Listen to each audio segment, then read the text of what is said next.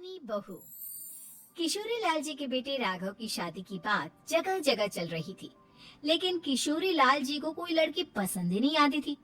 और उसकी एक ही वजह थी, किशोरी लाल जी का लालची होना। उनको लड़की वालों से मोटा दहेज चाहिए था और इसी चक्कर में एक दिन वो एक बहुत पैसे वाले के घर अपने बेटे का रिश्ता लेकर पहुंचे। उस आदमी का नाम था ओम प्रकाश।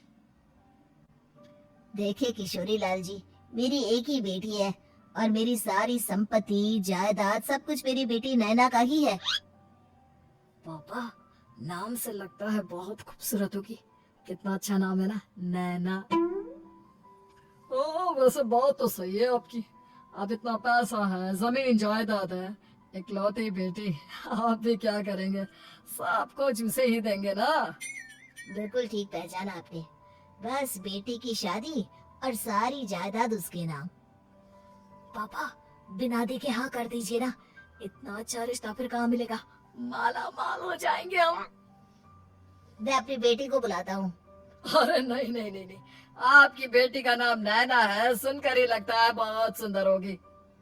रहने दीजिए अंकल, मैं तो आपकी बेटी के नाम से इतना खुश हो गया हूँ कि उसे बिना देखे शादी करने को तैयार हूँ।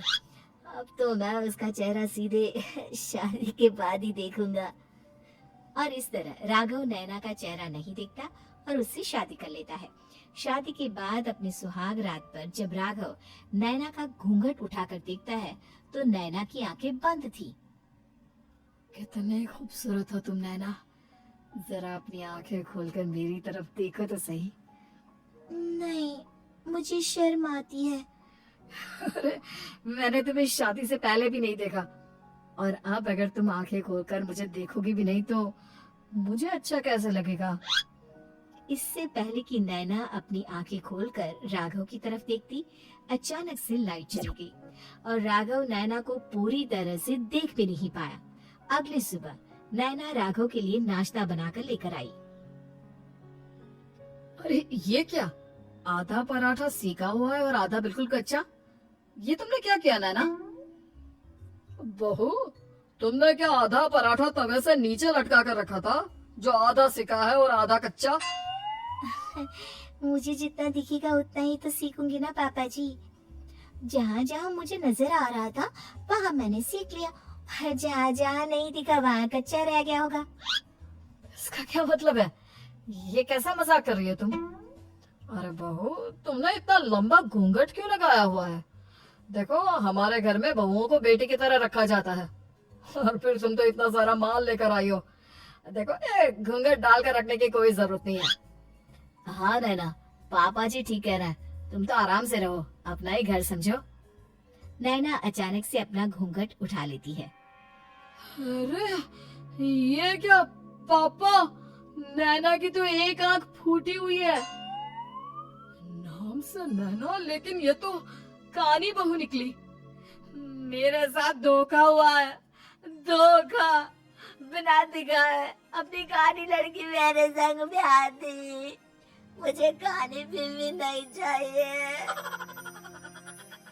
मुझे अभी ओम प्रकाश जी से बात करनी पड़ेगी। आखिर उन्होंने मेरे साथ ऐसा किया क्यों? अरे, आप लोगों ने ही तो पापा से कहा था कि आप लोग शादी से पहले मुझे देखना नहीं चाहते। अब मेरे पापा पर क्यों इल्जाम लगा रहे हैं? अरे लेकिन उन्हें बताना तो चाहिए था ना कि तुम कानी हो, एक आंख से तुम्हें दिखाई नहीं देता। किशोरी लाल और राघव नाराज होकर ओम प्रकाश को अपने घर बुलाते हैं। पापा जी, ये आपने क्या किया? शादी से पहले बताया क्यों नहीं कि नैना की आंखों में परेशानी है? अरे, आप ही ने तो लड़की देखने से मना कर दिया था। और लेकिन आप बता तो सकते थे। आपको तो हमारी बेटी की प्रॉपर्टी चाहिए थी, वो भी पूरी की पूरी। अब क्या हुआ अगर उसे आधा दिखाई देता है?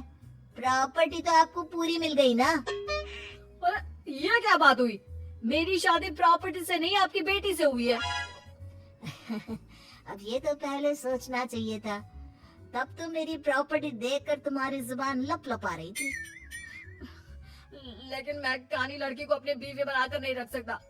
पापा, कुछ करिए ना आप। हाँ, करता हूँ। देखिए ओम प्रकाश जी, आप हमारे साथ ऐसा नहीं कर सकते।